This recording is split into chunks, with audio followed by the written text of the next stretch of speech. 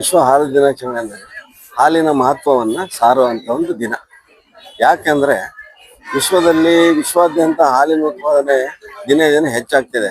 ಹಾಗಾಗಿ ಈ ಹಾಲನ್ನ ಉತ್ಪಾದನೆ ಮಾಡುವಂತವ್ರು ರೈತರ ಒಂದು ಹಿತನ ಕಾಪಾಡಲಿಕ್ಕೆ ಮತ್ತು ಉತ್ಪಾದನೆ ಅಂತ ಹಾಲನ್ನ ಅದು ಬಳಸಲಿಕ್ಕೆ ಜನರಲ್ಲಿ ಹಾಲಿನ ಒಂದು ಗುಣಧರ್ಮಗಳನ್ನ ಉತ್ತೇಜಿಸಿ ಹಾಲನ್ನ ಹೆಚ್ಚೆಚ್ಚಾಗಿ ಬಳಸಲಿಕ್ಕೆ ಉತ್ತೇಜನ ಮಾಡುವಂತ ಒಂದು ದಿವಸ ಇದು. ಯಾಕಂದ್ರೆ ಈಗ ಹಿಂದೆ ಸಂಡೇ ಮಂಡೇ ರೋಜ್ ಕಾ ಮಂಡೇ ಅಂತ ಹೇಳ್ತಿದ್ರು. ಯಾಕಂದ್ರೆ ಅದು ಕುಕ್ಕಟ ಉದ್ಯಮನ ಬೆಳೆಸಲಿಕ್ಕೆ ಭಾರತ ಸರ್ಕಾರ ಮಾಡಿದಂತ ಒಂದು ನೀತಿ. ಅದೇ ರೀತಿ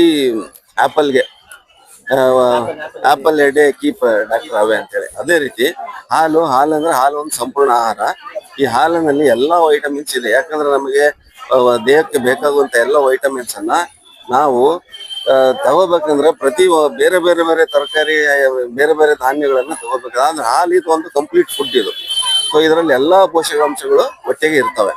ಹಾಗಾಗ್ಬಿಟ್ಟು ಹಾಲು ಒಂದು ಉತ್ತಮವಾದ ಆಹಾರ ಅಂತ ಹೇಳ್ಬಿಟ್ಟು ಹಾಲಿನ ಮಹತ್ವವನ್ನು ಸಾರುವಂತದೇ ದಿವಸನೇ ಇವತ್ತಿನ ವಿಶ್ವ ಹಾಲು ದಿನಾಚರಣೆ.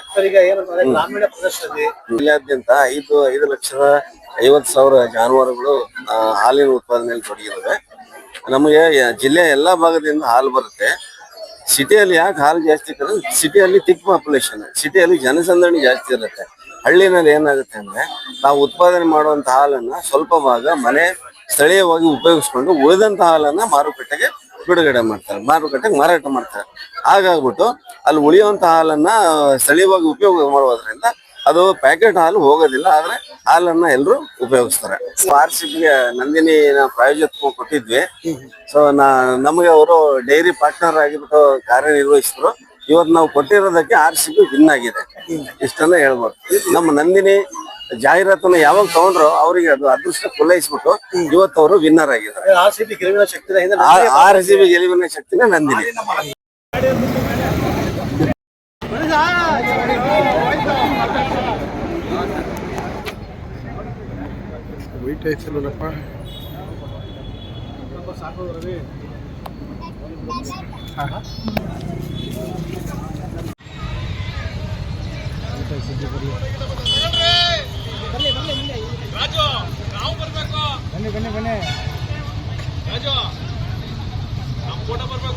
ಆಯ್ತಣ್ಣ, ಅಲ್ಲಿ ನಿಂತಿದ್ರಲ್ವಾ ಬರ್ತದೆ.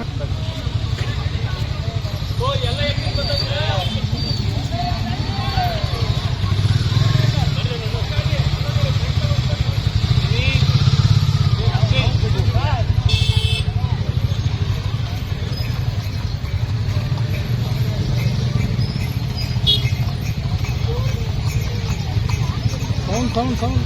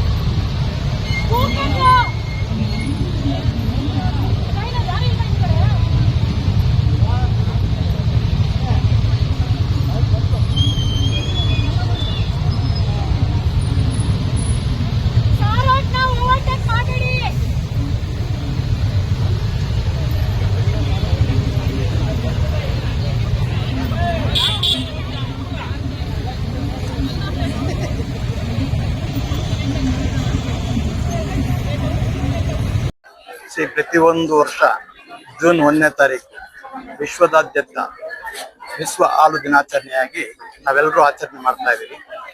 ಇದು 2001ನೇ ಸಾಲಿನಿಂದ ವಿಶ್ವಸಂಸ್ಥೆಯಾದಂಥ ಆಹಾರ ಮತ್ತು ಕೃಷಿ ಸಂಸ್ಥೆ ಇದೆ, FAO ಅಂತ.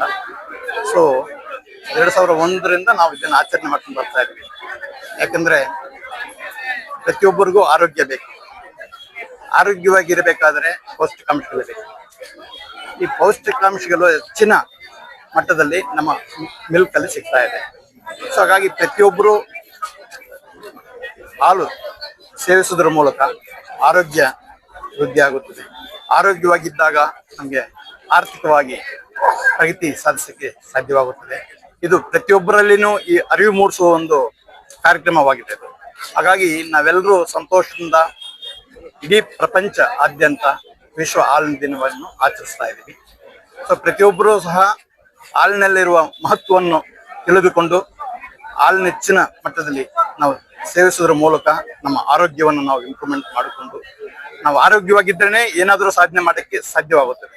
ಸೊ ಹಾಗಾಗಿ ಪ್ರತಿಯೊಬ್ಬರಲ್ಲಿ ಅರಿವು ಮೂಡಿಸೋದು ಮೂಲ ಉದ್ದೇಶದಿಂದ ಈ ಕಾರ್ಯಕ್ರಮ ನಾವು ನಂದಿನಿ ಗುಣಮಟ್ಟದಲ್ಲಿ 100ಕ್ಕೆ 100% ಎಲ್ಲೂ ಸಹ ಅದಕ್ಕೆ ಇದಾಗದೇನೆ ಸೂಕ್ತ ಕ್ರಮ ಕೈಗೊಂಡು ಸಕಾಲದಲ್ಲಿ ಏನೇ ಈ ರೀತಿಯಲ್ಲಿ ನಮ್ಮ ಗಮನಕ್ಕೆ ಬಂದ ಕೂಡ್ಲೇನೆ ನಾವು ಆಕ್ಟ್ ಮಾಡ್ತಾ ಇದ್ವಿ. ಈಗ ಇಡೀ ನಮ್ಮ ಕಂಟ್ರಿಯಲ್ಲೇನೆ ಇಡೀ ಪ್ರಪಂಚದಲ್ಲೇನೆ ನಂದಿನಿ ಅನ್ನೋದು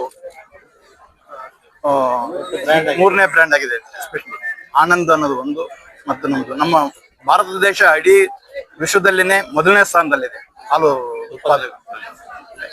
ಈ ವರ್ಷದ ವಿಶ್ವ ಹಾಲು ದಿನಾಚರಣೆಯ ಶುಭಾಶಯಗಳು. ಎಲ್ಲರಿಗೂ ವಿಶ್ವ ಹಾಲು ದಿನಾಚರಣೆಯ ಶುಭಾಶಯಗಳು. ನಮ್ಮ ಹೆಮ್ಮೆಯ ನಂದಿನಿ, ನಮ್ಮ ನಂದಿನಿನ ಬೆಳೆಸಿ ರೈತರನ್ನು ಉಳಿಸಿ ಅಂದ್ಬಿಟ್ಟು ಈ ಮೂಲಕ ನಾನೆಲ್ಲರಲ್ಲೂ ಹೇಳ್ಕೊಳ್ತೀನಿ.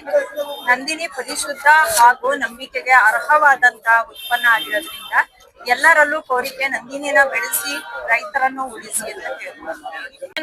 ತುಂಬಾ ಅಭಾರಿ ಹಾಗೂ ತುಂಬಾ ಹೆಮ್ಮೆ ಅನ್ಸುತ್ತೆ. ರೈತರಿಗೆ ನಾವು ಸೇವೆ ಸಲ್ಲಿಸಕ್ಕೆ ಇದೊಂದು ಅವಕಾಶ. ಅದ್ರ ಬಗ್ಗೆ ನನಗೆ ಹೆಮ್ಮೆ ಇದೆ. ಎಲ್ರಿಗೂ ನಮಸ್ಕಾರ. ಇವತ್ತು ನಾವು ವಿಶ್ವ ಹಾಲು ದಿನಾಚರಣೆ ಅಂಗವಾಗಿ ಇಲ್ಲೆಲ್ಲ ಬೈಕ್ ಜಾಥಾ ಮಾಡ್ತಾ ಇದೀವಿ ಕುದುರೆ ಸಾರೋರ್ ಜೊತೆ. ಒಂದೇ ಒಂದು ವಿಚಾರ ಏನು ಅಂದ್ರೆ ನಮ್ದು ನಂದಿನಿ ವಿಚಾರನ ಜಾಗೃತಿಗೊಳಿಸ್ಬೇಕು. ನಂದಿನಿಯನ್ನ ಬಳಸಿದಷ್ಟು ನಮ್ಮ ರೈತರ ಹಿತ ಕಾಪಾಡ್ದಂಗ ಆಗುತ್ತೆ ಅನ್ನೋ ಉದ್ದೇಶಕ್ಕೆ ಮತ್ತೆ ಈ ವರ್ಷದ್ದು ವಿಶ್ವ ಹಾಲು ದಿನಾಚರಣೆದು ಮುಖ್ಯ ಥೀಮ್ ಏನು ಅಂದ್ರೆ ಮಹಿಳಾ ಸಬಲೀಕರಣ. ಅದು ಆಲ್ರೆಡಿ ಸಬಲೀಕರಣ ಆಗ್ತಾ ಇದೆ, ಎಲ್ಲರಿಗೂ ಗೊತ್ತಿರೋ ವಿಚಾರನೇ. ಮತ್ತೆ ನಮ್ಮಲ್ಲಿ ಆಲ್ರೆಡಿ 300ರಿಂದ 400 ಸೊಸೈಟಿಗಳು ಬರೀ ಮಹಿಳೆಯರೇ ನಡೆಸ್ತಾ ಇದ್ದಾರೆ ಹಾಲಿಂದ ಸೊಸೈಟಿಗಳು. ಆ ಪ್ರಾಥಮಿಕ ಹಾಲು ಉತ್ಪಾದಕ ಸಹಕಾರ ಸಂಘಗಳನ್ನ ನಡೆಸ್ತಿರೋ ಸೊಸೈಟಿಗಳಲ್ಲಿ ನಡೆಸ್ತಾ ಇರೋ ಮಹಿಳೆಯರ ಸಬಲೀಕರಣ ಆಗ್ತಿದೆ ಅನ್ನೋ ಉದ್ದೇಶಕ್ಕೆ ಈ ಬಾರಿ ನಾವು ಮಹಿಳಾ ಸಬಲೀಕರಣ ಉದ್ದೇಶನ ಇಟ್ಕೊಂಡಿದೀವಿ. ಹಂಗಾಗಿ ಮಹಿಳಾ ಸಬಲೀಕರಣಕ್ಕೋಸ್ಕರನೇ ಇಷ್ಟು ಜನ ನಾವು ಇಲ್ಲಿ ನಿಂತಿರೋದು ನೋಡ್ತಾ ಇದ್ದೀರಾ. ಅಂದ್ರೆ ನಮ್ಮಲ್ಲೂ ಅಷ್ಟೇ ಮೈಸೂರು ಡೈರಿಯಲ್ಲೂ ಮಹಿಳೆಯರು ಅತಿ ಹೆಚ್ಚು ಕೆಲಸ ಮಾಡ್ತಾ ಇರೋ ಮೆಜಾರಿಟಿ ಎಂಪ್ಲಾಯೀಸ್ ಮಹಿಳೆಯರಾಗಿದ್ದಾರೆ. ಸೊ ನಾವು ವಿಮೆನ್ ಎಂಪವರ್ ಆಲ್ರೆಡಿ ನಮ್ಮಲ್ಲಿ ಆಗಿದೆ. ಹಂಗೆ ಸಮಾಜನೂ ಸಹ ಮಹಿಳಾ ಸಬಲೀಕರಣದತ್ತ ಹೋಗ್ಲಿ ಅನ್ನೋ ಉದ್ದೇಶದಿಂದ ಈ ಜಾಥಾನ ನಡೆಸ್ತಾ ಇದೀವಿ. ನಂದಿನಿನೇ ಬಳಸಿ ನಮ್ಮ ರೈತರ ಹಿತನ ಕಾಪಾಡಿ ಅಂತ ಎಲ್ಲರಲ್ಲೂ ಕೇಳ್ಕೊತೀವಿ. Thank you.